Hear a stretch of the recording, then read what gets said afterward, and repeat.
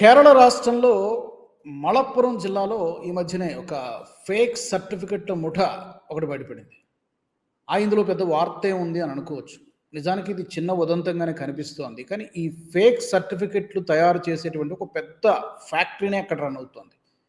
ఏం జరుగుతోంది? ఈ ఫేక్ సర్టిఫికెట్లను ఏం చేస్తున్నారు, ఎవరికి ఇస్తున్నారంటే ఈ రాడికల్ సంస్థలు కొన్ని ఉంటాయి. ఫర్ ఎగ్జాంపుల్ ఇప్పుడు పిఎఫ్ఐ లేదు, కానీ పిఎఫ్ఐ బ్యాన్ అయింది. పిఎఫ్ఐ లాంటి సంస్థలు కొన్ని ఉన్నాయి.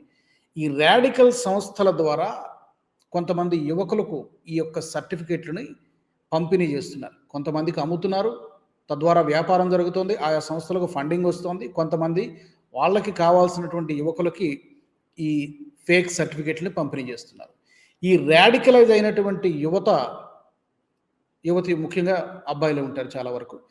ఈ యువకులు ఇద్దరు స్టేట్ గవర్నమెంట్ ఉద్యోగాలు పొందడమో ఈ సర్టిఫికేట్లను ఉపయోగించి, లేదా సెంట్రల్ గవర్నమెంట్ ఉద్యోగాలు పొందడమో చేస్తారు. మరి ఉద్యోగాలు పొందిన వాళ్ళు ఊరికనే ఉంటారా? డెఫినెట్గా ఈ బ్రెయిన్ వాష్ కాబడినటువంటి ఈ కుర్రాళ్ళు డెఫినెట్గా దేశ ప్రయోజనాల కోసం పనిచేయరు. ఏదో వాళ్ళ ఉద్యోగాన్ని వాళ్ళు సైలెంట్గా చేసుకోరు. సంఘ విద్రోహ శక్తులుగా మారుతారు. దేశాన్ని విచ్ఛిన్నం చేయడానికి విదేశీ శక్తుల చేతిలో ఒక పప్పెట్లాగా మారుతారు. అక్కడ ఉన్నటువంటి లోకల్ సంస్థలే చాలు. కేరళ రాష్ట్రానికి ఉన్నటువంటి ఒక పెద్ద ప్రమాదం ఏంటంటే, వెల్ ఎడ్యుకేటెడ్ స్టేట్, ప్రజలు బాగా చదువుకుంటారని ఒక ఇమేజ్ ఉన్నప్పటికీ కూడా కేరళ రాష్ట్రానికి ఉన్నటువంటి ఒక పెద్ద థ్రెట్ ఏంటంటే, అక్కడ కన్వర్షన్స్ చాలా గడిచిన 10 సంవత్సరాల్లో చాలా విపరీతంగా జరిగిపోయాయి. హిందువుల జనాభా తగ్గిపోతోంది, ప్రతి ఏటా తగ్గిపోతోంది.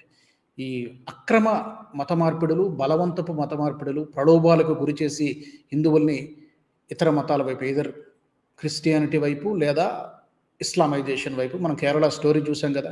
ఇంకా దాని గురించి మనం చాలా చర్చలు చేసాం, చాలా స్టోరీలు చేసాం. ఏ విధంగా మహిళల్ని లోబరుచుకొని మతాన్ని మార్చేసి ఆ తర్వాత వాళ్ళని ఇదర్ గల్ఫ్ కంట్రీస్కి పంపించేయడము, సెక్స్ బానిసల్లాగా చేయడము, లేకపోతే కొన్ని సందర్భాల్లో వాళ్ళని కూడా మహిళా జిహాదీలుగా మార్చడము, ఇలాంటి దారుణమైనటువంటి పనులన్నీ కూడా జరుగుతూ ఉన్నాయి. ఆ సినిమాలో కొంత మాత్రమే చూపించారు, బయట ఇంకా చాలా దారుణంగా జరుగుతున్నాయి పరిస్థితులు. కేరళ రాష్ట్రానికి పొంచి ఉన్నటువంటి పెద్ద ప్రమాదం ఏంటంటే ఈ కన్వర్షన్స్. స్వచ్ఛందంగా మతం మారితే ఎవరికి అభ్యంతరం లేదు, దాంట్లో ఎవరు పెద్ద మనం మాట్లాడుకోవాల్సిన అవసరం లేదు. కానీ ఈ బలవంతపు మత మార్పిడులు, పలు ప్రలోభాలకు గురి చేసి మతం మార్పించడం అనేది లీగల్లీ క్రైమ్. బట్ దీనివల్ల ఏం జరుగుతోంది? కేరళ రాష్ట్రంలో డెమోగ్రఫిక్స్ మారిపోతున్నాయి, జనాభా నిష్పత్తి మారిపోతుంది. పిఎఫ్ఐని బ్యాన్ చేసేటప్పుడు కొన్ని డాక్యుమెంట్స్ బయటపడ్డాయి. ఆ డాక్యుమెంట్స్లో ఏముంది?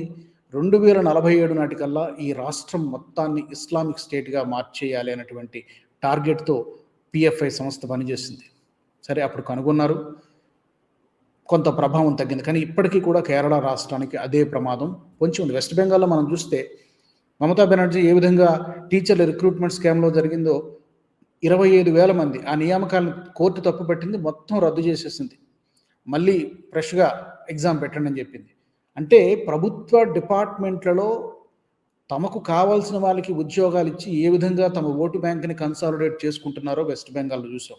ఇది మరొక రకమైనటువంటి ఉగ్రవాదం కేరళలో ప్రస్తుతం జరుగుతున్నది.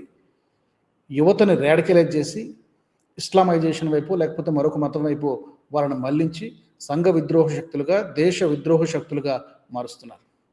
చాలా చాలా అలార్మింగ్ సిచ్యువేషన్ ఇది. మేల్కోవాల్సినటువంటి సమయం. కేంద్ర ప్రభుత్వం కూడా దీనిపై దృష్టి సారించాల్సినటువంటి విషయం. ఎందుకంటే ఇది ఒక కేరళ రాష్ట్రానికి మాత్రమే ప్రమాదం కాదు, యావత్ భారతదేశానికే ప్రమాదం. మీకేమనిపిస్తోంది? ఈ అంశానికి సంబంధించి కామెంట్స్ రూపంలో తెలియచేయండి. మరొక వీడియోలో కలుద్దాం. ఈ వీడియో మీకు నచ్చినట్టయితే లైక్ చేయండి, 10 మందికి షేర్ చేయండి. అలాగే కామెంట్ల రూపంలో మీ అభిప్రాయాలను మాతో పంచుకోండి. Nationalist hub group of channels ను సబ్స్క్రైబ్ చేసుకుని తెలుగునాట జాతీయవాద జర్నలిజాన్ని ప్రోత్సహించండి. ఈ వీడియో కింద ఉన్న బెల్ ఐకాన్ పై క్లిక్ చేయడం మర్చిపోవద్దు.